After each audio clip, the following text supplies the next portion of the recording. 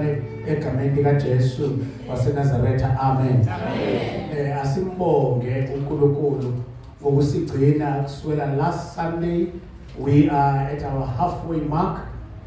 La khona sibheke kumhla ka 27. La khona ngomhla ka 27 we are expecting ukuthi ingabe khona indawo yokuhlala. Uke washo umnyabaphathi bami la, but please ngomhla ka 27 come early, because we will not have a place to sit, because our audience online also would come physically and be with us, especially those who are around the area of Soweto and those who are far away, Limpopo, KZN, Western Cape, KwaZulu Natal. Bona, we pray ukuthi uNkulunkulu will make them join us emkhathini njengoba besasijoyina nje ngalesi sikhathi. Siyabonga kakhulu. Your congregational music is out of this place. UNkulunkulu anibusake nisho amen omkhulu. Siyabonga futhi ngama special items eswatholayo. uNkulunkulu has blessed us. Lokusaqala. If our party bami have not invited you, on behalf of our party bami, I want to invite everyone, every group, whether you are a solo or you are a duet, you are a trio, quartet, about 5 bona, whether we contact siyacela ukuthi ngomhla 27 all groups that sang for us here, we appreciate all of you and we invite all of you to be here so that we may be blessed together at the climax of our crusade, where God has a lot once again in store for us on that particular day. So I invite you to lelizwi likaNkulunkulu lanamhlanje uNkulunkulu alibeke enhlizweni yami. Isihloko sethu ke bazalwane sithi the journey of 7 days. The journey of 7 days, or you can say the holiday of a millennium. Ngiye kuma holiday uNkulunkulu mayengiphe wona engiphe inkece. Ngiye kuma holiday kuthiwa kuba whole 3 days. Nakhona ubona ukuthi nje isiphela lento wona usafuna ukuhlala. Uya-check out ke ngobani ngo 10 o'clock ekseni. Ngesikhathi soku-check out ngathi mawufika wena egameni likaJesu. But let me assure you, whether you've been on a holiday or you have not been on a holiday, there is a great holiday that is coming, where every one of you is invited. And in the holiday awukhokhi, lihlula indawo yaseMaldives, ayiboni lutho, ayiboni lutho iPhuket, ayiboni lutho. All tourist destinations omhlaba, they see nothing to kule destination esiyakuyona. You are all invited. Nina nabantwana benu masihamba ke semawulidini ziyasala ingane. Kodwa kuleli holiday leli uhamba gogo, uhamba mkhulu, uhamba crash, uhamba grade 1, uhamba everyone, umuntu omusha uyahamba. Siyahamba sonke, akekho umuntu ozosala egameni lika Jesu, because the invitation has gone out. Siyakhumbula on the first day, the true love letter. The invitation has gone out. It has been going out for the whole week up until today. It will go out tomorrow up until Friday, and on Saturday it will be the climax of the invitation going out with the project and the crusade. When all of us, you are welcome. And lapana akushiwo ukuthi kufuneka abantu khona abafishane khona abangakanani sonke kuney'mpahla zakhona futhi kuleli holiday. Wonke umuntu unosize wakhe egameni likaJesu. Ibhayibheli lithi akekho ozobe egqoka ingubo engathi yena ungcono kunabanye. Sonke sinengubo efanayo emhlophe. Uma ungincoma nami ngiyancoma. Siyasobe sidlala umancomancomana egameni likaJesu. Ngizofunda ke izwi lenkosi encwadini yesambulo, Revelation chapter number 20. Ngizofunda khona verse number 4, verse number 5, ngokuholwa uNkulunkulu mayithanda verse number 6 we will also touch on it egameni likaJesu waseNazaretha. Ngiyafunda ke ngokushicilelwa New King James ifundeka ke ngalolu hlobo. And I saw thrones and they sat on them and judgment was committed to them.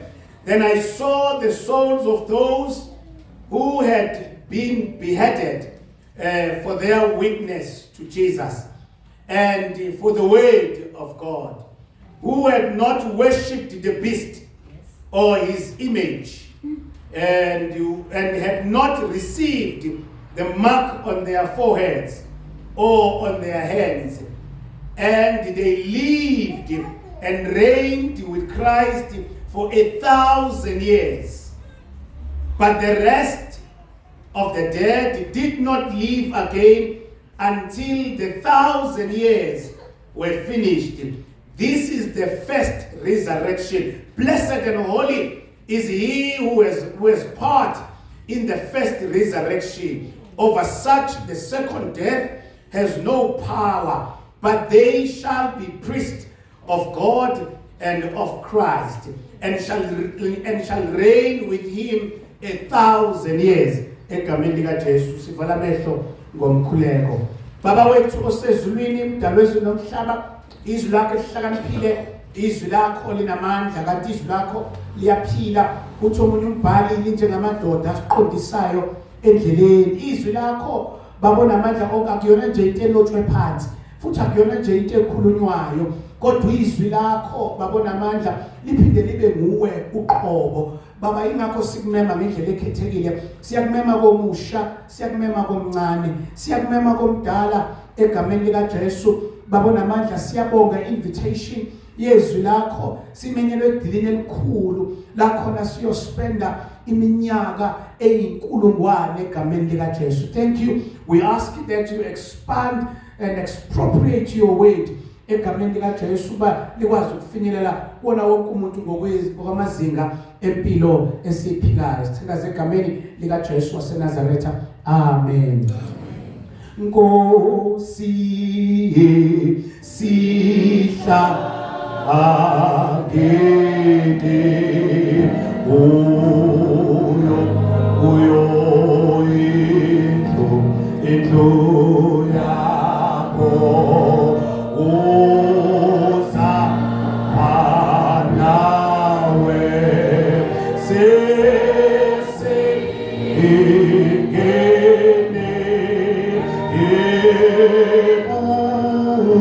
ebusweni bakho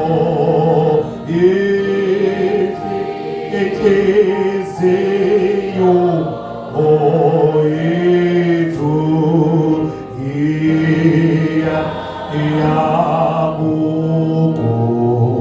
iyakubulela nawo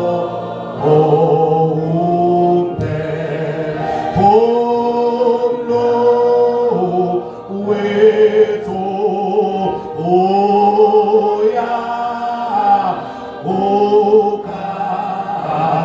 uyakukalela ukutusa kwakho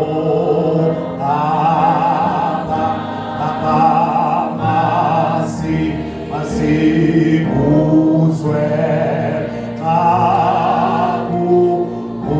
kuphendwa izwi lakho nawe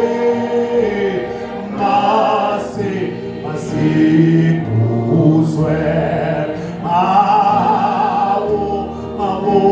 mawosino umise thina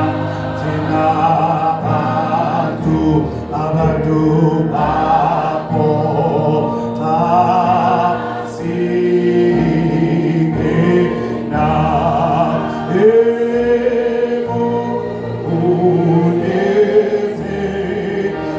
Yesu olweni lakho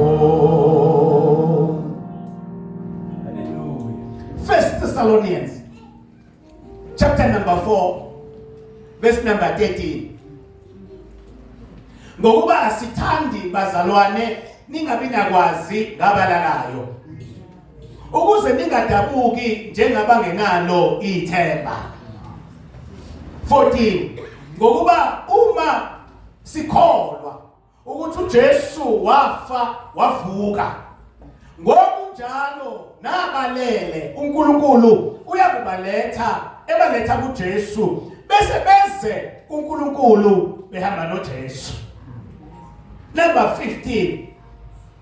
Ngokuba lokho sikushoyo sikusho ngezwi lenkosi, asikaze sakubona ngamehlo la uNkulunkulu evusa abalele ebaletha kuJesu bese kuNkulunkulu behamba noJesu. Lithi leli ipeni eliphefumulelwe ungasibuzi ukuthi sababonaphi bevuswa abalele, asikaze sababona. Into esiyaziyo yile ukuthi yizwi lenkosi elishoyo. Lithi elenkosi abalele kunelanga elaziwa uNkulunkulu la khona beyovuka. Obani abayovuka? Yilabo abafa bekholwa ukuthi uJesu wafa waphinde wavuka. Yabona ilula lento. Ayidingi ilokhu ihlukumeza. Ithi nje abazovuka bevuswe uNkulunkulu yilaba abafa bekholwa ukuthi uJesu wafa waphinde futhi wavuka. Bakhona bakholwa endlini. Bakhona bakholwa endlini. Awusuthi sonke bandla lamakholwa esikulendlu and my audience online, sonke we have an opportunity yokuthi even when we die there is going to be a time and a day appointed by God la khona thina sizovuka khona. Umbhali uthi ngamhla bevuswa abalele, thina esiyobe siphila ngalelo langa asiyubandulela abalele, which means asiyufika kuqala kuJesu emkhathini, but abalele kuqala abayoshutha like popcorn ebhodweni banyukele uNkulunkulu esibhakabhakeni. Ithi iBhayibheli engcwele uma ichaze kahle ku verse number 16 ithi ngokuba inkosi uqobo iyawehla ezulwini, imisindo emithathu, number 1 inhlokomo, number 2 phimbo lengelo senkulu, number 3 icilongo likaNkulunkulu. Mayivala umbhali iclimax yenkulumo kaPaulos ebheke ebandleni lobuKristu ithi nabafile kuKristu ngalelo langa bayovuka kuqala. So into ebalekile ukuthi sifele enkosini egameni lika Jesu. Number 1 siyakholwa ukuthi uJesu wafa waphinde futhi wavuka, ngisho ithuna lakhe namhlanje lisekhona and his grave is empty. Obufakazi bokuthi one day our graves of those who believed in Jesus will also be empty ngelinye ilanga. Uthi umbhali nabafile kuKristu bavuka kuqala. Uma ithi umbhali bazovuka kuqala, lento iqalisa ngokusobala ukuthi kushuthi kunovuko lokuqala egameni likaJesu, okuwuvuko lwabangcwele, which means when Jesus comes again akazuvusa noma ubani owafa egameni likaJesu, kodwa kuyovuka kuphela laba abafela enkosini. So Jesus is coming again for the second time. Isho njalo incwadi yamaHebrews chapter number 11 verse number 28 9, in fact chapter number 9 verse number 27 uthi esenikele kanye ukubathwala izono zabaningi uyabonakala ngokwesibili kulabo abamlindeleyo kube ukusindiswa egameni likaJesu. Asithatheli emakhanda lento yokuthi Jesus is coming for the second time. Even if we die, he has not come. Those who will preach this gospel, says Lele, they will continue and warn the world that Jesus is coming for the second time. There were people who died before even we were born. They were preaching this gospel that says Jesus is is coming again. Hebrews number 11 ithi iBhayibheli uma inglandisa kahle akayokulibala egameni lika Jesu lo thembisile ukuthi uyeza masinyane akayokulibala. Abaningi bathi kungokulibala ukukhuluma ngalento yokuthi uyeza ngoba babomkhulu nabo bafa akabuyanga egameni lika Jesu. Let me tell you, even Peter and Paul babekholelwa ukuthi uyofika ngesikhathi sabo. Nanku uPaulos kuyona incwadi ya 1 Thessalonians chapter number 4 verse number 17 uma ufunda kahle uthi thina esisele sisekhona kuze kube sekufikeni kwenkosi, which means Paul believed in the second coming of Jesus, and he believed in such a way that he thought Jesus will come in his very own time. When did Paul die? He died nearly 2,000 years ago. Jesus has not come. It does not mean ukuthi Jesu lied to us. Manje uzobuya ezolanda ibandla sibambelele eswini lenkosi egameni lika Jesu. Uma izwi lithi yena uyeza, okusho ukuthi uyeza egameni lika izwi lenkosi, bandla lamakholwa liqinisile egameni lika Jesu wase Nazaretha. Ilale kahle bandla lamakholwa ku verse number 17 uthi iBhayibheli uma sibona abafile bevuswa emathuneni behlangabeza inkosi emoyeni uthi thina esiyobe sisele sisekhona nathi siphilela inkosi. Uthi umbhali siyahlwithwa kanye nabo without tasting death egameni lika Jesu. Besishilo nje encwadini yabaseKorinte mangaphosisi abokuqala uma ulandele kahle uchapter number 15 uverse number 51 uthi umbhali, behold, bhekani nginitshela imfihlakalo, asikulala sonke, ngeke sife sonke, kodwa nansi into ezokwenzeka, siyoguqulwa sonke. Okade file uyakuvuka eguquliwe, okade phila ephilela inkosi naye futhi uyakuguqulwa egameni lika Jesu. Ulabile enehle lodwa uyovuka enamabili, ulale nomlenze wodwa uyovuka nemlenze emibili egameni lika Jesu. Ulalile ephethwe arthritis uyovuka amathambo eqinile egameni. Ulalile ephethwe ushukela uyovuka ephilile egameni lika Jesu. We will resurrect, and when we resurrect, ithi iBhayibheli engcwele akakabonakaliswa ke esiyakubayiko egameni lika Jesu. Don't worry ngokuthi kodwa ngibonakala ukuthi I believe in the resurrection of Jesus, angibonakala ukuthi ngiyakholwa. Don't worry, iBhayibheli ithi akakabonakaliswa esiyakubayiko, kodwa nxa ebonakaliswa yena esibhakabhakeni thina siyofana naye. Okade evusiwe uyafana naye, okade phila ehlwithiwe translated into the likeness of the body of Jesus.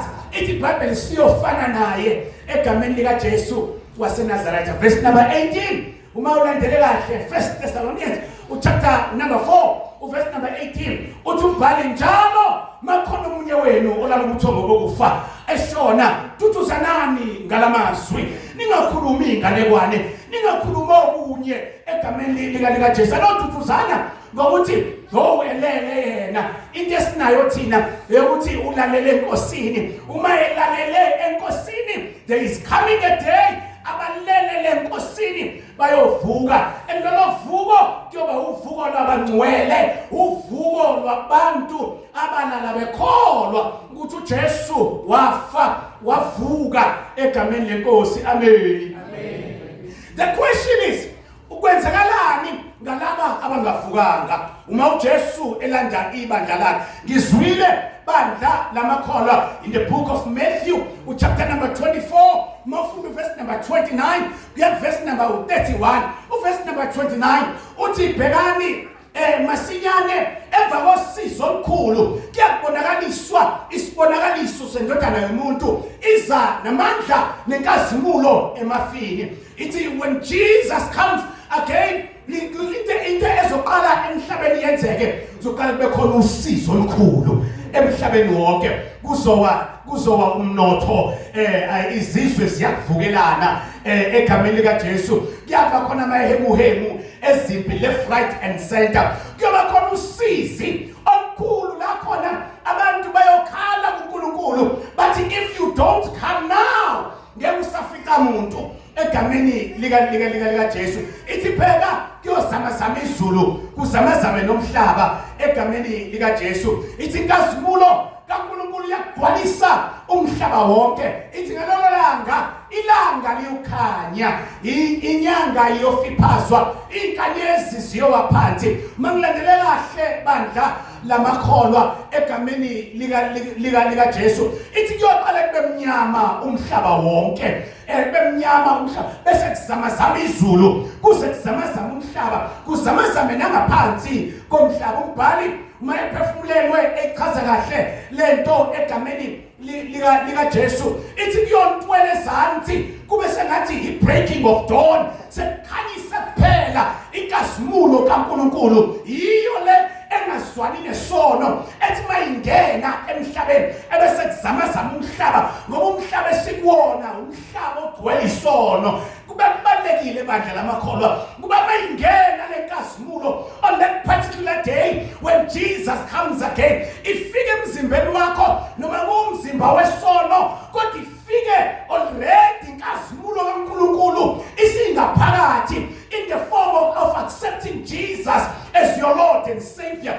yobayishaya umzimba wakho lenkazimulo ebese ifika uJesu phakathi kuwena umnikazi wenkazimulo mayishaya bese umzimba wakho uyaguqulwa ufaniswe nomzimba kaJesu ozobe emesibhakabhakeni kodwa mayifika lenkazimulo emzimbeni wakho when Jesus comes again ifika akuna Jesu enhlizweni yakho lenkazimulo bandla lamakholwa izobe ibulala kwani ekhona ngoba izobe idla isono ingazwani nesono egameni lika Jesu wase Nazareth ngizwe kahle in the book of Matthew chapter number 24 ma ususekhaya ubambela ku-verse number 39 no 40 no 41 lalela ithi iBhayibheli njengoba kwenzeka lesigaye as this commotion and chaos yenzeka when Jesus comes again ithi iBhayibheli bona bebabili phe kwendlu iBhayibheli ithi kuyothathwa yedwa asale yedwa ensimini bobe bebabili thathwa yedwa asale oyedwa bobe bebabili embhedeni uthathwa yedwa asale oyedwa sazi ukuthi ubani uyosala kodwa nje sishizwe ithini lithi kodwa kuyothathwa oyedwa ngoba akujwayelekile ukuthi babe bobabili bakhole bobabili lalaba akujwayelekile kodwa ithi iBhayibheli kuyothathwa yedwa asalo yedwa ila khona ke lemfundiso ethiwa i-secret rapture iqhamuka khona la khona kuthiwa kuyothathwa oyedwa bese kusala oyedwa bese ubezwe abantwana bakaNkulunkulu bethi uma kwenzeka le secret rapture itekisi yobibheke eJohannesburg ihamba ku140 ekanti udrive uyakholelwa uJesu ukuthi wafa wavuka ebese kwenzeka i-secret rapture amena thathu driver legameni lika Jesu awu siyabona itekisi yenze njalo kuthiwa ibhanoyi liyobe lihambe esibhakabhakeni kanti sebesenzofika eKapa lodumo bese kwenzeka i-secret rapture bese yathatha udriver bese ibhanoyi liyayibonela egameni lika Jesu kuthiwa isitimela sobe sesiyongena eSoweto egameni lika kanti udriver yakholwa bese kuthatha udriver siyayibonela isitimela naba phakathi egameni kuthiwa siyodwala ibhedlela siyofuna ihlobo zethu siyodwala amajele siyobuza ukuthi ingaba ngaboshwanga yini sobe sivula ama-cases emaphoyiseni sivula ama-cases of missing people egameni lika Jesu uyafika nakhona namaphoyisa nawo ahlulwa i-affidavit egameni lika Jesu ngoba nawo neyihlobo 39-40-41 bakhohliwe abazalwane ukuthi before phela you get to number 39 you first go to number 1 uzuyofika ku number 38 iqala awuba ayikho indaba eqala ku verse number 39 engazange bekhona uverse 1 kuya ku verse number 38 ku verse 1 kuya verse number 38 kuthiwa lento ezobe yenzeka ku-39 naku-40 naku-41 le kuthathwa yedwa salo yedwa kuzobe kuzamazama umhlaba egameni likaJesu. Ngaleso sigameko kwenzeka lento kuzobe kusekugcwalisa inkazimulo kaNkulunkulu emhlabeni. uRevelation chapter number 1 verse number 7 ithi ngalesikhathi kuthathwa yedwa esalo yedwa ithi wonke amehlo kodwa azobe ebonile. Akekho umuntu ozovula icala ukuthi oselelana uhambe evula amacala. There be no chaos egameni likaJesu. iBhayibheli ithi wonke amehlo ayakubona. Njengoba nje kuthathwa yedwa wena ubusala uyabona ethathu. Hayi ukuthi awuboni, ubona kahle. Amthontshwa abantu la egameni likaJesu akalona isela elizontshontsha abantu abakholwayo. iBhayibheli siyohamba la emhlabeni amakatebuka inkazimulo kaNkulunkulu ikhanyisa umhlaba. Lalela in Revelation chapter number 6 verse number 14 iBhayibheli uma ichaza kahle ithi ngaleli ilanga leli kuthathwa yedwa ebese yasala oyedwa. ithi iBhayibheli kuyobe kubalekwa. ithi iBhayibheli sibhakabhaka sobe sigoqiwe njengomqulu wencwadi kusongwa. Uma ngilandele kahle ithi kuyobe wayo ingenxa ukuthi lenkazimulo ithe mayifika kithi yafika uJesu yayisiguqula umzimba wafaniswa nomzimba kaJesu Kristu osesibhakabhakeni. Lento kaMatthew 24 verse number 39 kuya verse number 41 ekhuluma nge-secret rapture, imfundiso kaSathane eyilethe ebandleni likaNkulunkulu yokuthi uJesu yisela uzobe ezontshontsha abantu. Lalela ithi iBhayibheli namhla efika uyofika njengesela, hayi ukuthi uzobe eyisela egameni likaJesu. Unjengesela usho ukuthi uzofika singalindele, umhlaba uzozamazama singalindele. No one will know ukuthi this is the day when Jesus will come. Nanku lesibili phambi kwakusasa kuthiwa uyeza uJesu. Nanka kakumbombo sifuna ukubona kuthiwa ngolesithathu kube kusuku lokugcina kuma ngafika ngolesibili kuthiwa ngolesithathu definitely. Ngolesithathu definitely abobuza kithi thina sazi 1844 sadayisa yonke into.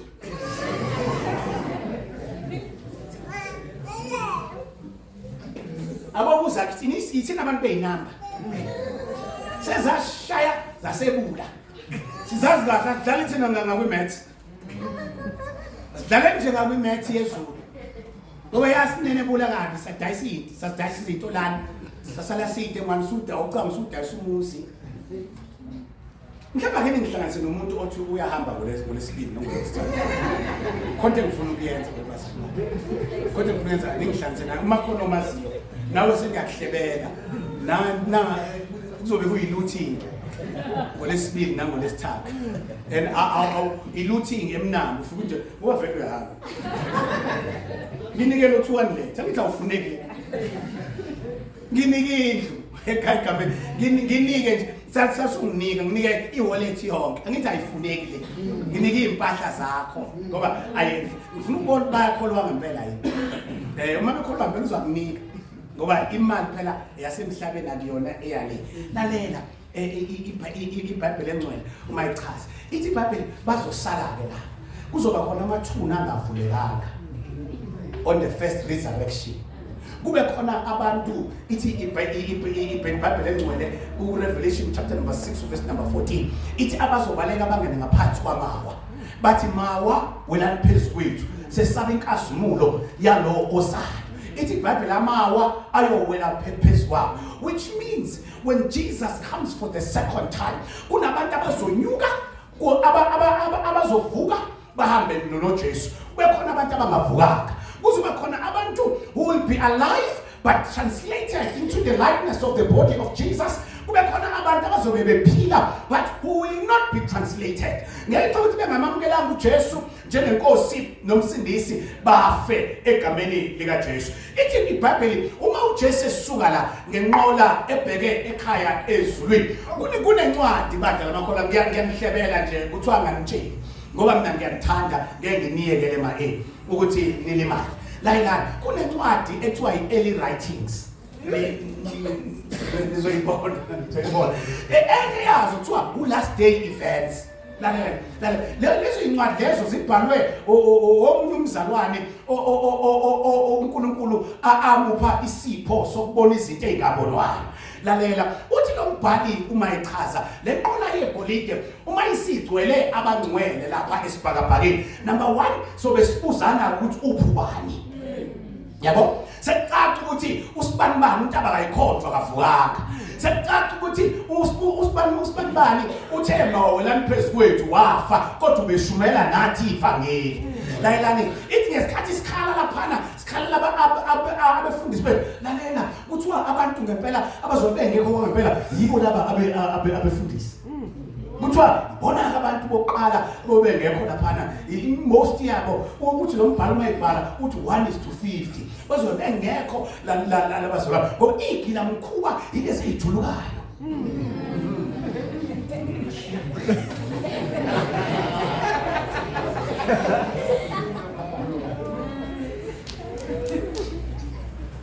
Ngisengale komfula kwakuthuma kushunyayelwa bese kuthiwa ungabi ibhodi elikhomba indlela ngoba ibhodi aliyi kwi-destination likhomba i-destination ukuthi ingapha. Uma-ke nawe sengikuthathela intshumayelo yangale komfula ngoba iyafitha nangala nawe bandla lamakholwa refuse ukuba i-billboard ekhomba indlela ukuthi sekwamakhilomitha angaka ukufika la kiwa khona ngoba i-billboard ayiyi la kukhomba khona indlela but abantu abakhonjwa indlela abayayo egameni lika Jesu. Makulalele kahle bandla lamakholwa kuthiwa ingonyama kaJuda lapha nesibhakabhakeni iyobe isikhipha ithawule elide. Ithi iBhayibheli iyobe chapter number 21 verse number 4 iyobe isizesula inyembezi bona bonke abakhalela ogogo babo nobaba babo noma wabo nezingane zabo, they did not make it up in the sky. iBhayibheli kusobe siphinde sikhale ngoba uma esekududuze kanye awuphinde ufune enye induduzo ukunikeza induduzo ephelele egameni lika Jesu. iBhayibheli lezi incwadi embili engiqeda kuzisho uthi lo mbhali umasuka la esibhakabhakeni ebese siyahamba ithi yothi mayisuka inqola yegolide ebese ingena kuyifu ebese mayangena kuyifu ngingachaza ngabuza ngathi ifu lani leli kwathiwa it is not a cumulonimbus cloud but kuzobe kuyifu leyingelosi, which means le nqola yegolide enabangcwele phakathi edonswa ubhuti omdala ukanakanoyelo ihwanqa lika Maria ngilimbela izinto esulisilenda ithi babe lizobe khona ihashi elimhlophe mayisuka nje lenqola ayidonsa ibheke ekhaya kubo ezulwini ithi izobe singena kwifu lengelosi mayisuka izobe sitravela iziyoma olwandle besibuko angazi kuthiwa kunolwandle ngale mhlawumbe yini amanzi kaDay number 2 samula ukuthi Day number 2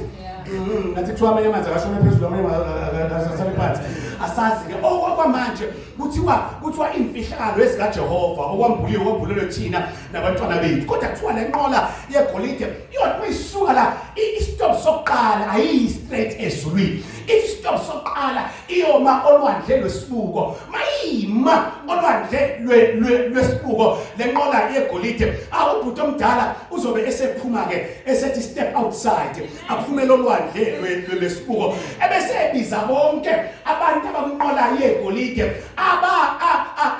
abaphenduka bakhetha uJesu njengenkosi nomsindisi kodwa bengazange balithola ithuba lokubhadadiswa ngalo Saturday lo esiyabona egameni likaJesu. It is your opportunity ukuthi nawe uzalwe kabusha ngokwesisamanzi egameni likaJesu ngoba incwadi kaJohane unumber 3 uverse number 3 kuya verse number 5 ithi akakho ozongena ezulwini adlifa lombuso kaNkulunkulu engazange wadlula esiswini samanzi wazalwa kabusha wamukeliswa amandla kaMoya Ngcwele. On Saturday be here afternoon we will be celebrating abantu abathi ngiyamdinga uMoya Ngcwele ngiyamdinga lo petrol wokushumela leli ivangeli egameni likaJesu bezalwa kabusha. If you have not been baptized egameni likaJesu this Saturday afternoon it will be your opportunity yokuthi nami ngiyamkhetha uJesu.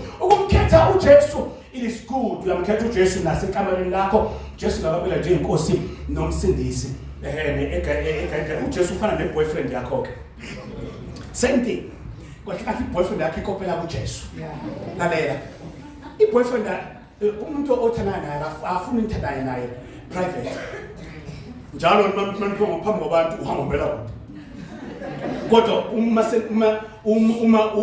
uma sibe ngasekho abantu usufuna ukumnamathela egameni kaJesu siyabazi labo ntaba ayikhonjwa ngithi abanjalo abomama ngithi bafuna lento ukuthi nje phambi kwabantu ukhombise yabo kumbambe ngesandla emall umbambe ngesandla emall uhambe naye emall umbambe ngesandla makudlula abantu babo uthi damn it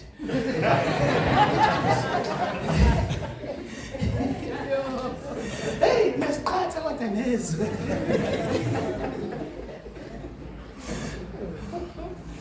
so baptism, it is a public demonstration. Now you are telling God, ukuthi lento engiyivumile kuwe privately, angisabi ngawe. Buka nje publicly ngiyazehlukanisa nezwe kanye nesono phambi kwabantu abaphilayo naphambi kweingelosi ezingabonakali ngiyakwamukela njengenkosi nomsindisi ngizalwa kabusha egameni lika Jesu. Lalela kunabantu esibakhulekelayo othola ukuthi esibhedlela sifike sakhuleka wayeseyafa wafa ekhetha uJesu njengenkosi nomsindisi uzovuka naye lo muntu noma wayengabhadadiswanga noma wayengangenanga wazalwa kabusha ngokwesisu samanzi kodwa lo mzalwane uzovuka egameni lika Jesu. Yilaba ke okuyotholwa lesibuko ithi iBhayibheli engcwele ukuze kugcwaliseke uJohn chapter number 3 verse number 3 to 5 angabi khona umuntu oyongena embusweni engazange azalwe kabusha. Ithi iBhayibheli engcwele ehlangene nalomzalwane obona kangcono ithi iBhayibheli uyothi mayifika le yanqola laphana ebese yababiza bonke abese bafaka yena qobo lwakhe as the only pastor ekhona esibhakabhakeni egameni lika Jesu. But this Saturday it will be me and you egameni lika Jesu dipping you ukuthi uzalwe kabusha in the form of Jesus ekwamukela uJesu njengenkosi nomsindisi egameni lika Jesu. Lalela ithi iBhayibheli mayisuka lenqola isuka laphana olwandle lesibuko iyothi mayisuka ebese iziyobe emasangweni ezulu. Isaiah chapter number 26 egameni lika Jesu ithi so masifika ezulwini emasanga ayobevaliwe masifika laphana eyofika inqola bese ifika ima emasangweni ezulu. Ithi iBhayibheli amasango avaliwe lenqola mayimile ithi iBhayibheli iremote yokuvula amasango kuzobe kuyizwi lakhe kuthiwa uyosho ngezwi lakhe athi masango vulekani. Ithi iBhayibheli amasango ayovuleka wonke bese siyangena. Ithi iBhayibheli lalela kahle ithi ingelosi masifika zofike zethi guard of honor eBhayibhelini egameni lika Jesu ngoba zona ayikaze zasitaste isono ayikaze zawa to iyomemeze yodwa ithi obani laba abafika newudlu likaNkulunkulu ithi yophendula enye ithi yilabo abathi besosizini lwasemhlabeni bahlamba ingubo zabo egazini lewudlu zaphenduka zaba mhlophe. Yilaba abakhetha uJesu njengenkosi nomsindisi. Yilaba abaqoshwa emakubo. Yilaba phela abaqoshwa amadoda abo. Yilaba phela egameni lika Jesu ngenxa yokukhetha uJesu bahlukumezeka. Yilaba abathatha isiphambano sabo balandela imvana kaThixo. Yilaba ke namhlanje abambethe ingubo ezimhlophe. Ingakho sinayimbathi today ngoba siyeza isikhathi sokuyimbatha siyeza isikhathi sokuyimbatha. Ithi iBhayibheli ngisho kahle ngoba phela ngisengale kumfula sasiyifaka le ngubo ezimhlophe egameni lika Jesu ngangifaka le ngubo ezimhlophe ebese abangayifakile bahlalele emva wabona abafanelekanga. Up until ngifike the book of Revelation ithi le ncwadi engcwele ithi we will have those cloak of righteousness. When Jesus comes again, it is your ingubo eyodwa sonke, ingubo yokulunga kukaNkulunkulu. It must ngena nje emasangweni. Sese Revelation chapter number 20 verse number 4 esifundile lalela iBhayibheli ithi must ngena emasangweni ezulu. iBhayibheli isothi uma must ngena bese siyangena egumbini elikhulu elibekelwe abangcwele. Ithi each and every seat izobe ibhalwe reserved. Yo sonke isihlalo sobe sibhale ureserved. iBhayibheli lithi kwisihlalo nesihlalo kuyobe kubhalwe ukuthi isihlalo sobukhosi kuzobe kungama thrones. Throne. Ingakho nje khululeka noma bangakwenza princess noma bangakwenza prince noma ungangaba inkosi, that's okay. When you get home up there, you shall be called the king. You will be not called the queen, you will be called the king. Egameni lika Jesu. It's when we get there ngeke sibizwe nje ngamakhosi kodwa siyabizwa futhi ngabapriest noma bekangakwenza umfundisi, that's fine. That's okay. Suthi uma ngifikile mina kuyoba i-double portion ngoba ngaba uyena phela. Kuyoba i-double portion. I-double portion kodwa ke kuzobe ngena msebenzi ukuthi i-double portion noma i-single portion. Into ebalekile baze bathi abanye as long as nje ngiphatha umshanelo wakhona. Uma nje ngiphatha umshanelo kwathiwa nje wona shanela leli bala kobe kwanele. Layela akekho umuntu ophathwa ngoba kungcoli lapha. Akungcoli lapha ngicathile la ngingcolisa khona ngichama yonke indawo egameni lika Jesu. Ayikho indaba ze public indecency la yena ngale ayikho kuthiwa umuntu ophatha umshanelo la. Sonke we are dignitaries. Amen. Sonke la sine passport passport ethi dignitary. Wonke umuntu lapha nakusekho ngobo lokho esibhangela isicefe iba ngumsindo sibe sibancane endlini. Ekhuluma nge-microphone nayo futhi phezu kwayo uba ngumsindo lapha kuyobe sekukhuluma imvana kaThixo kuphela. Khuluma nje imvana kaThixo kuphela. Wonke umuntu manje lana wonke umuntu ulalela izwi lemvana kaThixo kuphela. Ithi mase sihleli ezihlalweni iBhayibheli lithi siyovulwa incwadi. Zobe seyivulwa ke incwadi. Hayi ukuthi vula incwadi ukuthi kuyacheka ukuthi ukhona yini uzobuyiselwa le. Cha khuleka hayi khuleka. Njengoba usula awusabuyele emuva. Uma uthi mistake ngeke yenzeke futhi kwa mistake leyo. Ulimi nje ngoba phela igama lami uba ngusipho Ngcobo. Baningi osipho Ngcobo la. Noma ngigugula ngiceka la kuvela osipho Ngcobo inqwaba abanye ngikhuluma nje bayajovala lapha eHebrew egameni lika Jesu bayajovala. Imagine if Jesus were to come la emhlabeni abesethi sipho Ngcobo vuka. Kuyovuka nalabo abajovanayo kuvuke nontsangwini kuvuke yonke inhlobo siyavuka manje siyathithiza egameni lika no izulu akuyona insango. Izulu bazalwane, izulu linegama lakho ongalazi wena elaziwa izulu kuphela oyothi ba ubizwa ngalo leli gama umhlaba wonke lokuyosabela wena wedwa akusabela wonke umuntu. Noma ngabe kuthiwa wagwinywa ulwandle egameni lika Jesu lalela uyophuma hamba phezu kwalo ulwandle uthi sengiyabizwa ekhaya. IBhayibheli noma kuthiwa kwamila isihlahla la waphela khona ithi siyodabuka isihlahla uphuma njengoba unjalo mhlangabeza inkosi emoyeni zobe seyivulwa. Incwadi zivuliswa ukuthi khona abantu abangekho la esifuna ukwazi ukuthi why did they not make it here. Bese siyavulwa incwadi kuthiwa kunencwadi yokufa. Secacile lakithi ngesikhathi ebuya uJesu okwesibili khona abangavukanga. Ngesikhathi ebuya okwesibili khona ababulawe inkazimulo. Sothi kule ncwadi yokufa ilaba abangavukanga nabafile ngesikhathi uJesu ebuya okwesibili babulawa inkazimulo kaNkulunkulu egameni lika Jesu. iBhayibheli amagama abo azobe ekhona bese kuvulwa enye incwadi yokuphila. Amagama ke alaba abazobe khona embusweni naba ke laba abamukela uJesu ngokumukela uJesu bamukela iphakade likaNkulunkulu elalikuJesu egameni likaJesu. Lalela bese bakhona incwadi yesithathu ithi iBhayibheli incwadi yenkumbulo. Incwadi le yenkumbulo eveza ukuthi njengoba ulana wena udeserve. Akekho umuntu ofanele ukuba la. Le ncwadi yenkumbulo izobiveza ukuthi kahle kahle kwanawe njengoba ula you are undeserving. You are here because of the grace and the grace of God. And Lord, you are not here because you were the great preacher. You are not here because when you belonged to the church choir. You are not here because you were the member of the board. You are not here because when you are here because of the grace of God. Le ncwadi yenkumbulo izobiveza izinto ezidisqualifyayo ukuthi ube la ukuze when you are up there you are always humble, because incwadi yenkumbulo reminds you of how undeserving for you to be here.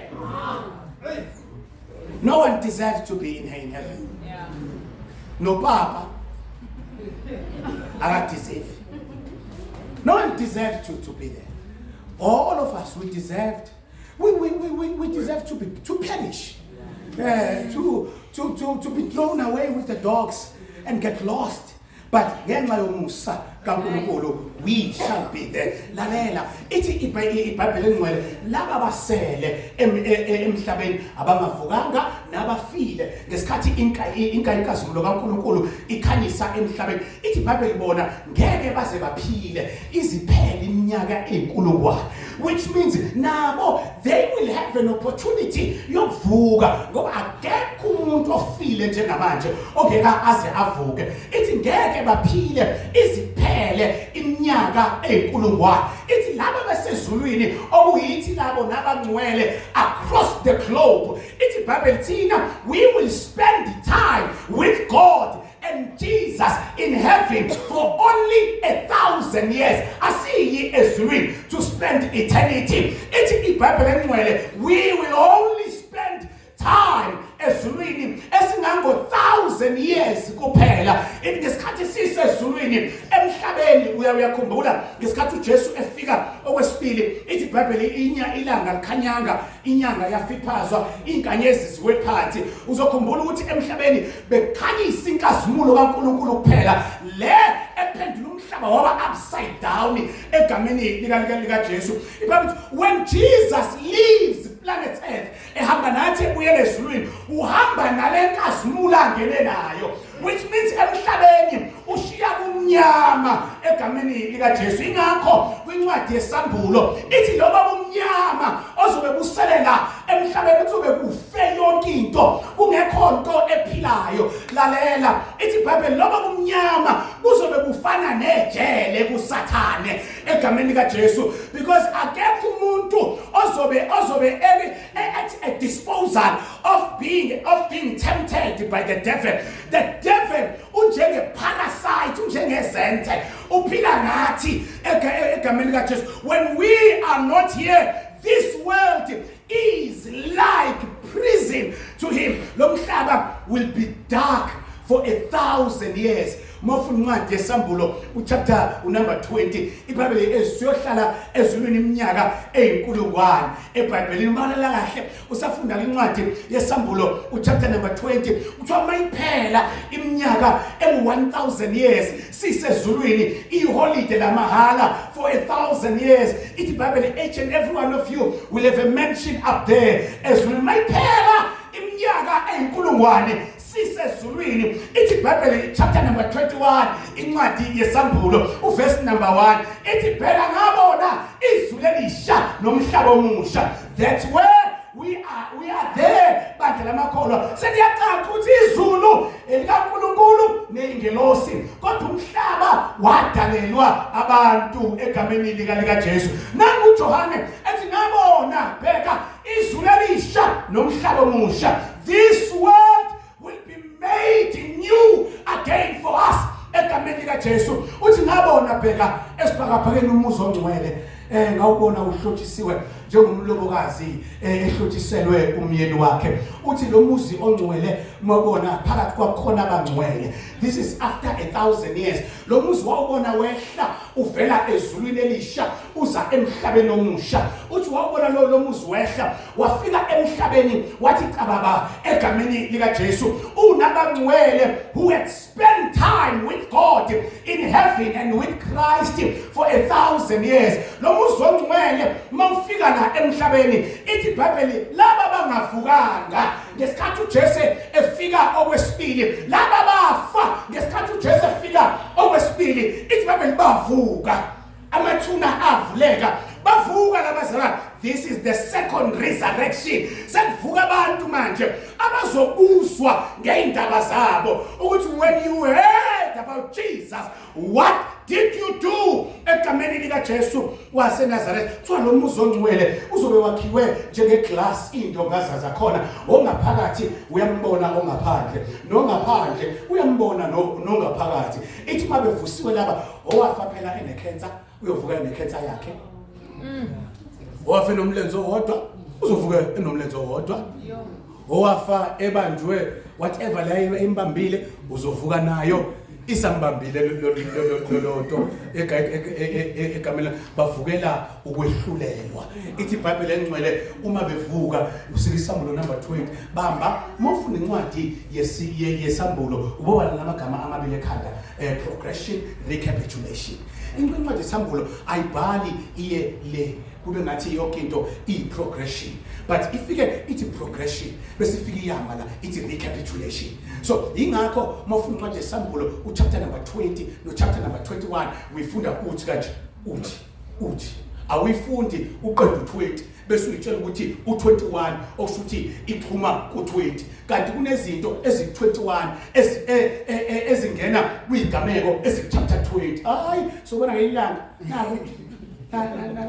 naku ngathi manje seniyasala lalela, but ibambe le recapitulation progression. Ithi nje incwadi yesambulo ufike uyitshela ukuthi isaya phambili kanti isibuyele emumva iyochaza isigameko engathi sisele ayichazanga kahle. Lalela uma ufika uma lo muzi ongcwele uthi caba ithi laba bangaphandle uyokumuntu esebuza ethi he Jesu awusondele ngala ngasudongeni kaJesu awusisesemkhona ngoba lezi indongaza zakhona as much as uzukwazi ukubona ongaphandle nongaphandle kwazi ukubona ongaphakathi, and ne voice yongaphandle iyazwakala ngaphandle lo ngaphandle iyazwakala. It's a mystery of this of lo muzi ongcwele ovela ezwezulwini unabangcwele phakathi. Ithi bozo besibebuzake bebuzake ethi Jesu waphakamiswa yimina lo ngegama lakho eyishosha ngathi ngegama lika Jesu phakama wasinda lo wena faka tshela uJesu ukuthi wena waphendulwa yimina.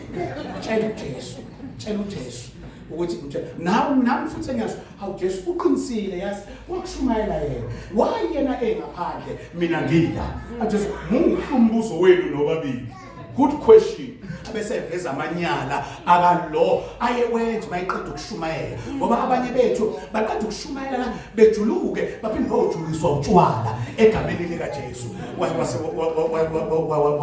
waseNazaretha badlizono abazalwane yet beshumayela ivangeli liyezu usuku la khona abaphendulwa uwe bazobenga phakathi bebuza ukuthi how come wayena engaphandle kodwa ivangeli ngalizwa ngaye wasala kanjani ebese kuvezwa ke manje imfebo yakho owawuyenza ushumayela leli ivangeli egameni lika Jesu ngoba naye phela uMoses uma kuthiwa akakhulume netshe itshe lizokhipha amanzi kuthiwa uMoses akakhulumanga nalo walishaya aphuma amanzi etsheni akhona namatshe la egameni lika Jesu ayaphuma amanzi but akusho ndawo matshe egameni lika Jesu ayosindiswa akhona nala amatshe egameni akhona in the form of pastors akhona in the form of you guys akhona in the form of my online audience amatshe ayaphuma amanzi bayaphila abantu kodwa wayokusindiswa wona egameni lika Jesu. That day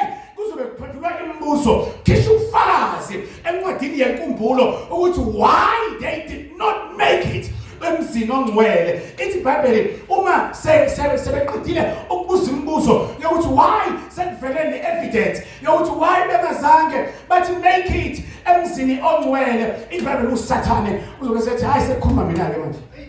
Okay, alright, sengizwile ukuthi why ningazange ningene, nizwile kithi. Ukhona umuntu ongekho satisfied la uJesu la uzokuphendula. So sengizwile.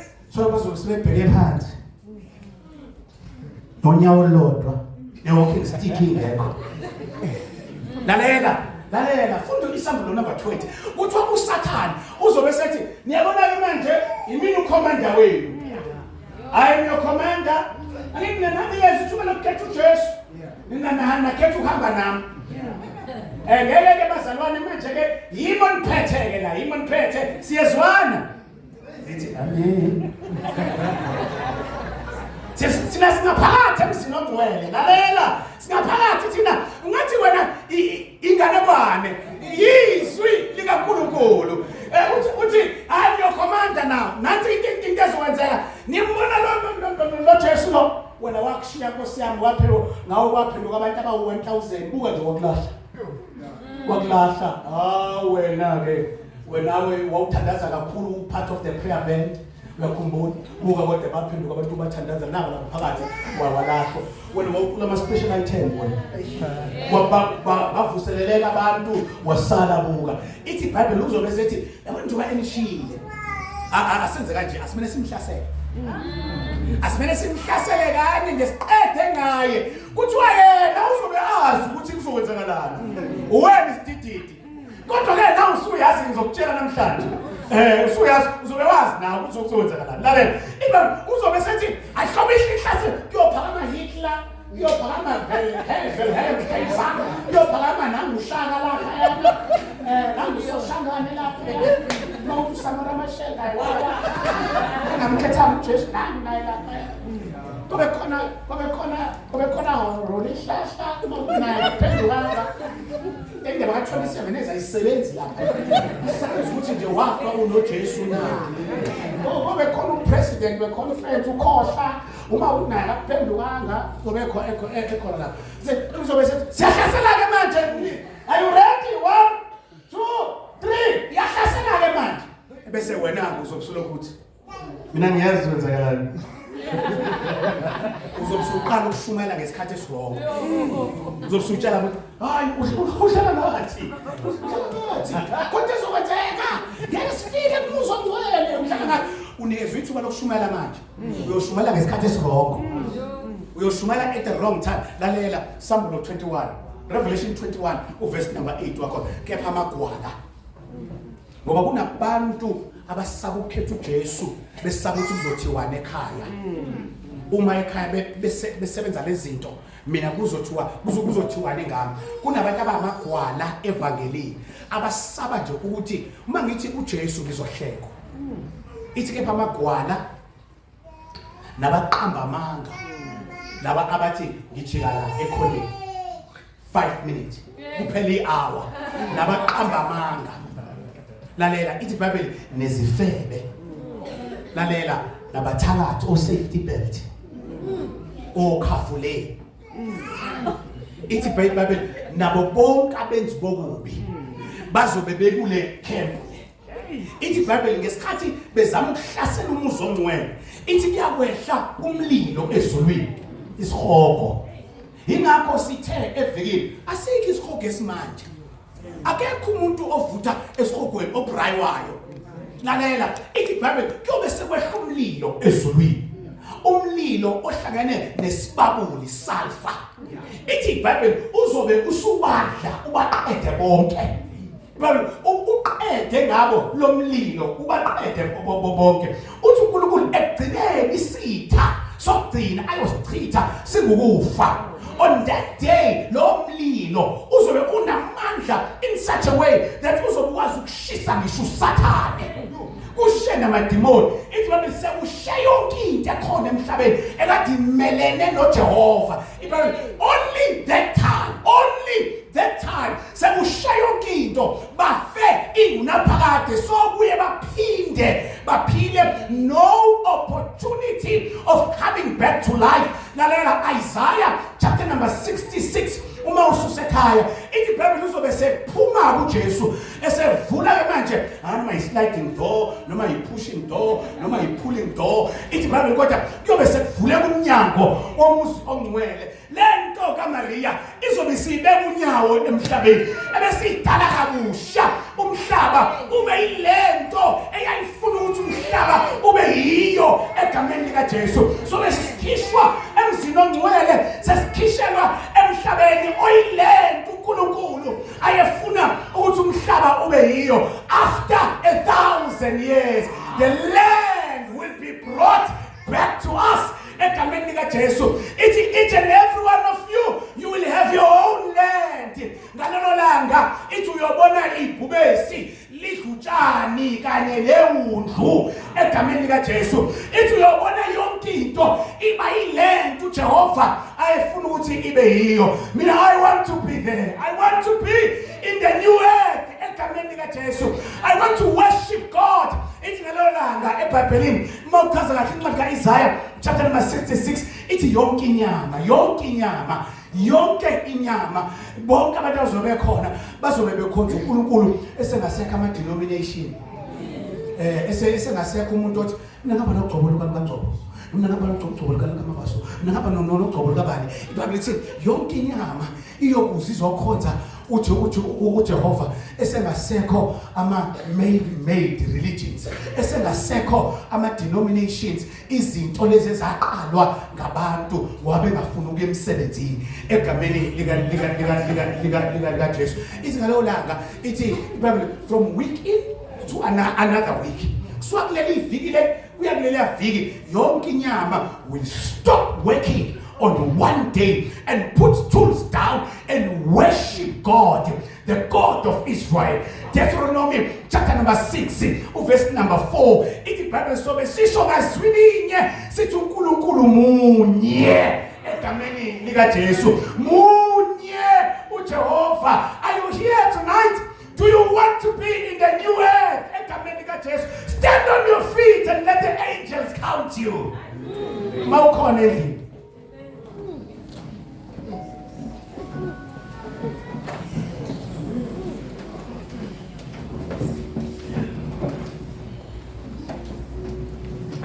Siyabonga moya ngcwele, siyabonga egameni likaJesu, siyabonga uNkulunkulu wethu. Siyasemaningi kakhulu amanga esitshelwe wona. Siyabonga ukucacisa ngokusobala izwi lakho.